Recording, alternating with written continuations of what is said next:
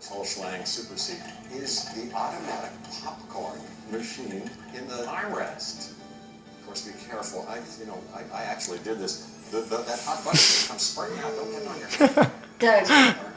Oh my God, there's something in the backyard. What is it? I don't know. I just heard it. Did you hear it? Let's go check it out. Here, turn the flash on. Okay. Flash on? Yeah. Okay. Turn the amplifier up. Ah! I'm just joking. Okay. So, let's do this.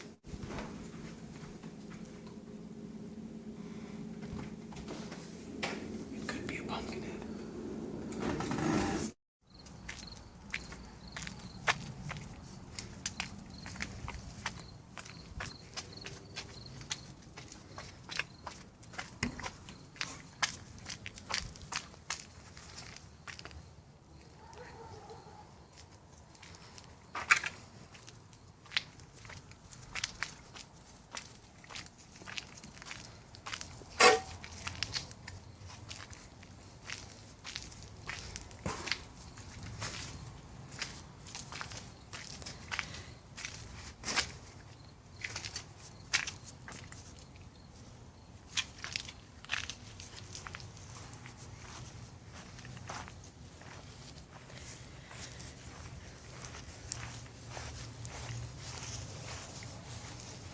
There it is.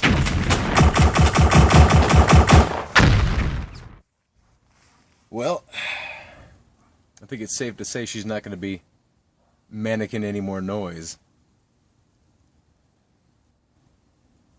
What the fuck was that?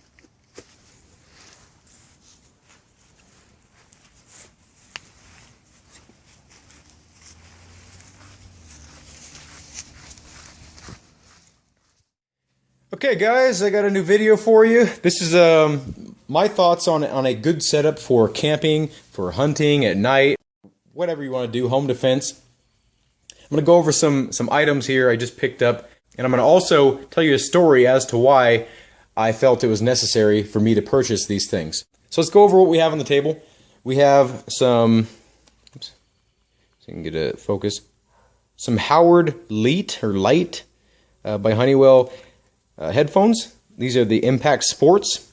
There is a little dial here that allows you to adjust the amount of ambient noise you hear. So they're kind of like, not noise canceling headphones, but they take small noises and compress them and amplify them up to where you can hear them more clearly, but also they take loud noises and lower the volume so it's more tolerable for your ears. And they cut it out. So I think they have a 22 decibel rating that protects your ears. They're very low profile. They feel really good. They're really comfortable. The ear cups are very soft, but they feel durable. These little padded areas are actually the microphones that they use. And it's stereo sound, so when you put these on, you can actually hear around you in stereo. So you're not, these are great for hunting or for home defense if you have to take a shot, but you also want to be able to hear all around you. This is 50% of your basic senses that you can utilize for shooting. Like hearing and sight are your two most important senses, like for when you're shooting or having to identify a target. So these are some regular, I think 33 decibel Peltor 3M. This is a Glock 23, and I have cleared it prior to the video, but just so you can see, there's nothing in there, no magazine. We'll go over why we have this in a minute. And this is my AR that I put together here, and I'm taking the magazine out, nothing in the chamber. This is a Vortex Spitfire. It's a one-times, not really a magnification, but it's a one-times optic. It's a red and a green dot, and the cool thing about it here is, if I can show it to you, the reticle is etched in to the actual glass itself. You don't have to worry about batteries. Let me turn on. It has green, 1, 2, 3, 4, and then that one is the fifth one. So there's 5 of each. Red and green, different settings for different times of the day. Anyway, And there's zeros on both sides, so you don't have to go all the way back to the initial 0. It comes with these little lens caps. So that's part of the system. This is a Streamlight TLR1 HL. This is actually intended for Glock handguns, and that's why I have that on the table here. This is an 800 lumen momentary, strobe, and constant on weapon mounted light here. And I'll show you a cool little feature here before I get deeper into this. This little thing, you can use a coin, a screwdriver, or your fingertips. Just hand tighten it. And once you get to a certain point, this actually turns into a button that you can depress and makes it quick detach. And you can put it, you know, wherever you want. Depending on your setup, I have it right now set up for 1913 rails. But there's a universal, there's a Glock, and then there's like some other thing. But as you can see right here, it says 1913, so this is intended for Picatinny rails. Yeah, and to actually change that out, this little insert, it comes with like, I think 3 or 4 of them. You unscrew this little screw, you know, just pop this out and then put on whatever works for your weapon. And the universal one makes it to where you can just snap it onto anything with rails. And you can actually take this, you know, put it on anything you want and you know, mount it to whatever. But this is actually intended for you know, a handgun, a Glock specifically. As you can see, that would attach like that. And then you could actuate it with your trigger finger or your thumb, strobe, and then if you go the opposite way, you could have the, you know, the constant on feature. But as you can see, it's intended for a pistol. But I wanted the interchangeability, you know, so I can go from a rifle to a pistol. I just have options in the future. But yeah, you can hand tighten this. But if you want it to be more permanent on there, you can. You just tighten it all the way. Real cool, quick detach feature. This right here, so flap, you just pull it up and then push it all the way back, and you can take this back cap off. Takes 2 CR123 batteries, has little battery direction indicators for each side. Real cool little flashlight, 800 lumens, you know, and it seems it too. Like if you compare it with just like a regular flashlight, you know, you can drown that out with this. So I'll go over these things and how I have this set up and why I have it set up like this. And I will tell you the story that made me feel like this is what I need. I usually hold my rifle at the mag well, right? And I have it to where I set up to where I can actuate it with my middle finger or my pointer finger. And if I go the other way, I can, you know, leave it constantly on. Actually, this needs to go 1 slot back. But you know, basically, I can actuate it, you know, while holding the gun like I normally do. I don't want to have to change my grip and have it up here. It is nice when it's mounted up top here, but I like my optics mounted as low as possible. And when the riser is mounted on here, it makes it to where the sight axis or whatever, you know, it makes it to where it's way above the bore of the rifle, and I don't like that. I want it to be as close as possible so I can get a really tight cheek weld. It's really easy to actuate with my middle finger while I'm, you know, on target while it's shouldered. I already went over the sight and why this is beneficial. Like, it doesn't matter if your battery fails or electronic fails, you still have a reticle, and as long as you have a light, you can see that reticle. A lot of people will say, like, oh, you need to avoid constant on flashlights and using it like that because it gives away your position if you know, in a home defense situation or whatnot. But, you know, what if you're out in the woods, and I'll tell you the story, and you need a weapon mounted light and not just, you know, something like a setup like that where it's like, you know, yeah, that works, but what if you drop the flashlight and it's on the ground and then something attacks you? Anyway, that's that. And this, as I explained to you, you know, they're in stereo, right? So when you have these on, you still have situational awareness, you still have your hearing, you have the confidence that you can take shots, and it's not going to be like ear-shattering loud. So with all these three things, they all complement each other perfectly. So this works with this.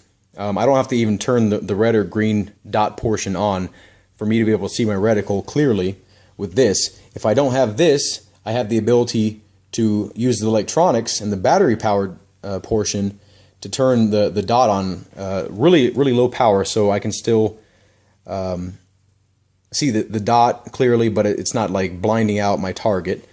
And then this, so I can take shots, and actually it enhances your hearing. You can hear small noises better than with your actual ears. So it actually amplifies small noises. So if there's like a little critter running around, you can hear its little footsteps. If there's someone walking around your house, you can hear their footsteps. So I'm going to tell you the story as to why I feel it's necessary for all these devices to be mounted to this rifle and mounted to my head. So I was out in the wilderness with my girlfriend, her son, and his cousin. So there's 4 of us. The first night went horrible. They got really scared because they kept on hearing little critters run around the forest and stuff. So we traded them, because I have the back of the truck set up to where you can sleep back there. As you've seen if you watch my mini adventure series, you can see I have it set up to where I can just sleep back there anytime. So, I'm like, get out of the tent, get your shit, head in the back of the truck, we'll sleep out in the tent, even though I had just bought that tent for them because they wanted to go camping in a tent. So, you know how kids are. Anyway, so it comes to be pitch black where my girlfriend and I are laying down. I end up having to go to the bathroom, right? So I get my stuff together, get my rifle, I get my flashlight, and I bring my hearing protection. Not this flashlight.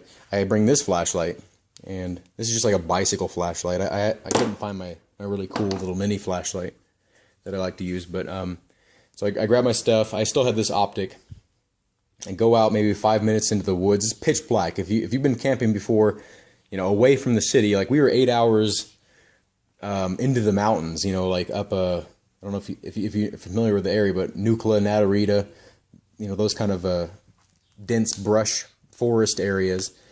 And I go out, hike out about 5 minutes, pitch black out, there was no moon to light up the area. So I was having to use this flashlight, I was doing my business, and I would check around me, 360 degrees. If you've ever been in the wilderness and have spotted any kind of an animal, if you shine a light in their eyes reflect back at the light source. So if they're looking at you, and you'll see, 2 clear eyes, in the woods, at whatever distance. So I did my business. I got the toilet paper, finished up, and I went to stand up, and that's when I hear from behind me running at full speed, 4-legged something running as fast as it could towards me, towards my back, as soon as I stood up.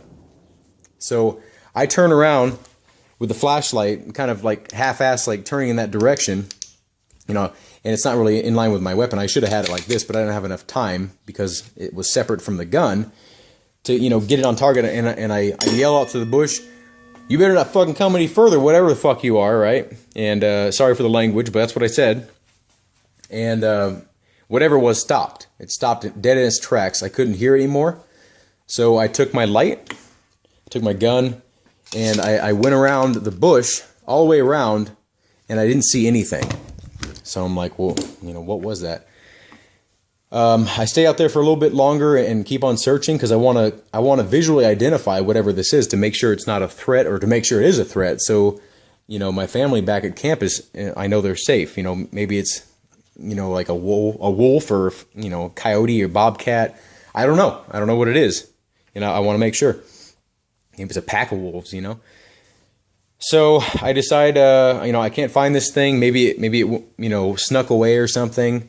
I didn't hear it. I kept on checking all around me with a flashlight, and I start backing away from it. I didn't turn my back to the direction it came from, because if you know anything about certain predators, as soon as you turn your back and you expose a weakness, because your back is a weak part of you, you can't defend yourself easily, they'll attack you from the back. So I kept that direction, backed away, stumbled over some like logs and whatever, and again, because since these two things were separate, I went to go brace myself in case I fell, and this went with me, separated from the weapon. I get all the way back to camp. I didn't hear anything else, and I let my girlfriend know what was happening and that something had chased me or was about to attack me. She did get a little bit frightened, but she kept cool like she should have in that situation. We both kept cool, but I wanted to definitely let her know what was happening. It's important that you're communicating with the people you're with, especially if it's a potentially dangerous situation. We came up with a code word. We decided on the word go. If either one of us said go, we would make our way to the truck as fast as possible, with me being in the rear to defend, and with her being in front to get to safety as quickly as possible. She had a firearm with her as well, and a flashlight, a head-mounted flashlight that she had, and she kept on her head. So about that time, I stayed outside just to make sure it wasn't gonna sneak up on us further, without us keeping an eye. And I heard another noise, and it was right in front of the bushes near the camp. So it had followed me from the point, where it chased after me initially, or tried to, maybe attack me, and it followed us back to camp. And that's not a prey mentality. If there was like a rabbit or a squirrel or something just cruising around at night, it would have heard me run the other direction. Saw that there was a light. It wouldn't run towards the light. That's counterintuitive to a woodland creature that is not intending to do harm. Or looking for a meal. Maybe it's starving. A rabbit, a squirrel doesn't do that. They flee when they see something that they're not familiar with or whatnot. Anyway, so the fact that it had followed me, meaning to me that it's a predator. I don't know how large of a predator, but it sounded pretty large because I could hear its feet on the woodland floor, which is a soft bedded floor. Like there's pine needles everywhere. It's pretty soft. So the fact that I could hear its feet meant to me it was somewhat larger than like a rabbit or a coyote or something. Maybe it was like a wolf. I don't know. So I shine the light back in the woods, in the direction mainly, but I made sure to check my sides too, to make sure nothing was sneaking up on me from the sides, and check behind me. And I'm not an idiot. And I couldn't see any pairs of eyes, but I clearly heard it again. And I didn't hear it for another 5 minutes, so I got back in the tent, kept the flashlight near me, kept my firearm near me, kept everything at the ready. And I tried my best to lay down, and because I figured it had left, and I needed to get some sleep because we were actually heading out in the morning, early in the morning. We were heading back. It's about an 8-hour drive, depending on traffic, to get back to home. And I heard the same noise again from the same direction, so I had to go back out there. And this time, I was set. I was determined. I was going to find out what this was. And I needed to determine if it was a threat or not. I woke my girlfriend up, made sure to let her know I was going back out, had her, get everything ready for her, like her light, a weapon, she had her pistol with her. And, with a clear communication, if I say go or yell out the word go, she gets to the vehicle as quickly as possible, and I follow. So I went deeper into the forest with this setup. This was not present, and these were not present. I had these kind of like hanging off my head in case I had to take a shot or a lot of shots. In a self-defense situation, I probably wouldn't even bother to put these on, but I did have it in case I could see what it was, and I had the time to put it on. Like it was an option. I wasn't entirely focused on this, but it was distracting that I felt pressure on my head, and then the constant reminder of I don't want to lose more of my hearing. I have tinnitus in both my ears, and I have a constant ringing in my ears. And I've been in a lot of bands. I've listened to loud music all throughout my life, shotguns, fireworks, all that kind of stuff. But that was my setup, and I had it locked onto my rail in this little channel, not on strobe. I had it like this, and I was scanning. Wherever I looked, this was too. Well, let's say I had to take a shot, or something surprised me from my left or my right, and then I drop my flashlight, and then it's 5 feet away from me, and then I'm just stuck with my weapon and no night vision whatsoever, and whatever it was attacks me, I'd be completely vulnerable. So I went out to the forest, still couldn't see any eyes. I heard more things. It was avoiding me somewhat, but it was keeping close enough to observe me. A lot of creatures in the forest have great night vision, and they're able to see you even if you can't see them. Humans don't typically have great night vision, so that whatever that thing was could probably see me clear as day the entire time. You know, it was watching me. That's why it was waiting for me to be seemingly like resting or in a weak position for it to run up on me like that, you know, and, you know, try to attack me. I never did find what it was. We ended up sleeping in the truck that night because it was, I just couldn't get any sleep because every time I heard a noise, I had to check out what it was. I wanted to make sure everyone was safe and it wasn't like a bear or something that could hurt us or something that was territorial. And so we just ended up sleeping in the truck in the front seats. Super uncomfortable, but you know, I've done it many times throughout my life. You know, so it's not a huge deal, and it was more comfortable than having to remain alert the entire time. And I'm not one to be able to fall asleep when I know there's a potential threat outside, and I would hope the majority of you wouldn't be either. But this is why I feel this setup is necessary, and this is why because I was going to wait on a weapon light. I'm going to wait a little bit longer and see if I truly needed one. But I do a lot of camping by myself, and when you hear a noise and you're not able to identify it because of your inefficient system or just because you don't have something at your disposal, I think that's a weakness that can easily be overcome by investing a little bit into your safety, basically. 800 lumens seems like a lot. You know, if you're inside, a lot of people say like it ruins your ability to see at night, like you as the shooter or the defender, it ruins your night vision. And I tried this. I went down the basement, pitch black, and this didn't ruin my particular vision at all. Like my eyes adjusted quickly back down to the light. You know, you don't want it constantly on to basically telegraph exactly where you are if there was an intruder of some sort or a threat of some sort. You want to do, you know, momentary, and then just to kind of see where you are or to identify really quickly, and then use your ears, which this is where this would come in, and to identify the person or thing, and to be able to make sure it's a threat, make sure it's not a family member. Another thing that a lot of people say, you know, that's a negative of mounting a weapon light to your weapon itself, or a light in general, is that, you know, in order for you to see what it is you're looking for, you have to be pointing at that person or thing, right? But that's not really a problem. That has to do with training, and a lot of people will make the mistake of putting their finger on the trigger when they feel threatened in any way, and you need to avoid that at all costs. And even when I was in a situation where I could have been threatened by some unknown creature, I kept my finger off the trigger just in case it was like a human or something walking around. I didn't, or maybe it was a fellow camper that, you know, got lost at daytime and they couldn't find their way back to their camp and they stumbled into ours. You know, there's a lot of potential mistakes that can happen, right? But so that's just literally solved by keeping your finger off the trigger while you're scanning. You know, if you have your finger on the trigger while you're scanning, like, you have the possibility to make a really bad mistake.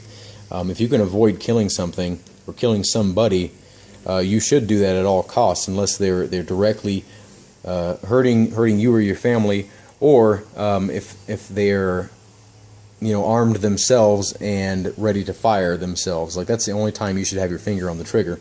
Or if they're rushing you or attacking you, about to stab you. You know, so you need to practice with your chosen firearm or your chosen weapon. If you're gonna carry a weapon, you need to be proficient with your weapon, and you know yourself and know how you react to things. Don't immediately go to the trigger. You know, that's not always a solution. Sometimes this can be enough of a deterrent to let someone know they're in the wrong place. So anyway, those are my reasons for this setup. I hope you found this informative. I hope you found it enjoyable. And if you like stories, please share this video. And if you have any questions on any of the products I've shown you, or any of my philosophies or anything, you know, ask away in the comment section. I love to answer questions, comments, all that kind of stuff. If you think I'm an idiot, let me know. Take this into consideration if you're gonna choose a rifle, or or a pistol, any kind of a firearm as a defensive tool. Like have some way to be able to see at night, and have some way to be able to aim at night. These are night sights here. I have night sights on all my firearms that I use for self-defense, and I think that's a good thing to do. It's a little bit more expensive, and these sights I think cost about $100-something. These are Trijicon tritium-filled sights, and then I also have night sights on my firearm I take with me pretty much everywhere. Try your best to be prepared.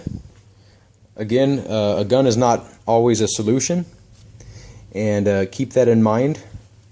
If there's a potential threat, this is an option. This is not the solution, the end-all solution. So keep that in mind. Life is precious, and